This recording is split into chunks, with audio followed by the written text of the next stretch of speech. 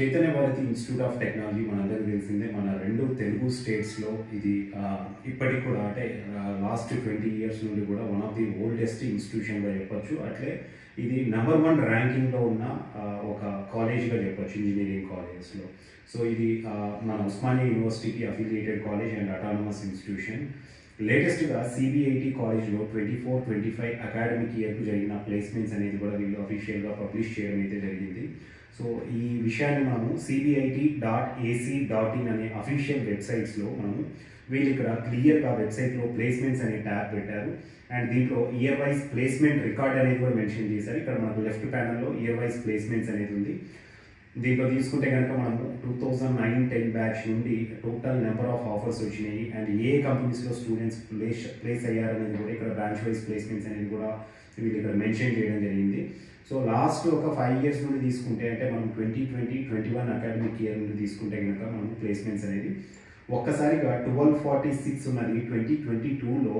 అప్పుడు సాధారణంగానే ప్రతి ఇంజనీరింగ్ కాలేజ్లో ప్లేస్మెంట్స్ బాగా అయ్యాయి అండ్ సిబిఐటిలో కూడా ఆ అకాడమిక్ ఇయర్ అనేది వాళ్ళకు గతంలో ఎన్నడూ లేని విధంగా 1736 ప్లేస్మెంట్స్ ఆఫర్స్ అనేది ఆ ఇయర్ రావడం జరిగింది. అండ్ అదేవిధంగా 22-23 అకాడమిక్ ఇయర్ వచ్చేసరికి కొంత తగ్గాయని చెప్పొచ్చు. అండ్ 2023-24లో కూడా మళ్ళీ కొంత ప్లేస్మెంట్స్ అనేది ఒక స్లైట్గా ఒక 10-15% అనేది తగ్గడం జరిగింది. ఎందుకంటే 1375 ఏదైతే 22-23 అకాడమిక్ ఇయర్లో ఆఫర్స్ ఉన్నాయో 23-24కి వచ్చేసరికి 1039 మాత్రమే ఆఫర్స్ రావడం జరిగింది. అయితే 24-25 అకాడమిక్ ఇయర్కు ఇప్పుడు ఫిబ్రవరిలో ఉన్నాం మనం. ఆల్మోస్ట్ మిడ్ ఫిబ్రవరికి 895 ఆఫర్స్ రావడం నిజంగా ఒక గొప్ప విషయంగా చెప్పొచ్చు. ఎందుకంటే ఈ ట్రెండ్ బట్టి చూస్తుంటే కనుక సిబిఐటిలో ఈ 24-25 బ్యాచ్ పాస్అవుట్ అయ్యే వాళ్ళకు ఆల్మోస్ట్ ఒక 1300-1400 మెంబర్స్కి మళ్ళీ ప్లేస్మెంట్స్ వచ్చే అవకాశం అయితే కనబడుతుంది. సో ఇక్కడ మనకు క్లియర్గా మనం ఒకటి అర్థం చేసుకోవచ్చు.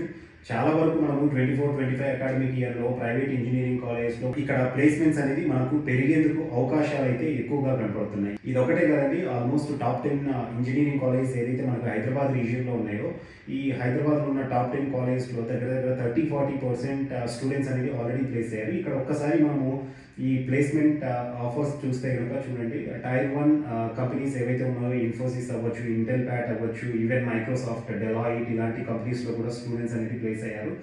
అండ్ ఇక్కడ ప్లేస్మెంట్స్ తీసుకున్నా కూడా హైయెస్ట్ అయితే కనుక మైక్రోసాఫ్ట్ పీపీఓలో 51 lakhs per annum highest package ఇప్పటి వరకు వచ్చినట్లయితే ఇక్కడ వీళ్ళు మెన్షన్ చేయడం జరిగింది. అండ్ ఇవన్నీ స్టాటిస్టిక్స్ తీసుకుంటే కనుక వీళ్ళు మెన్షన్ చేసిన ఈ ప్లేస్మెంట్స్లో యావరేజ్ కూడా బాగానే ఉందని చెప్పొచ్చు. ఆల్మోస్ట్ 7.2 lakh per annum పైగానే ఇప్పటి వరకు యావరేజ్ వచ్చినట్లు కూడా మనం ఇక్కడ అర్థం చేసుకోవచ్చండి.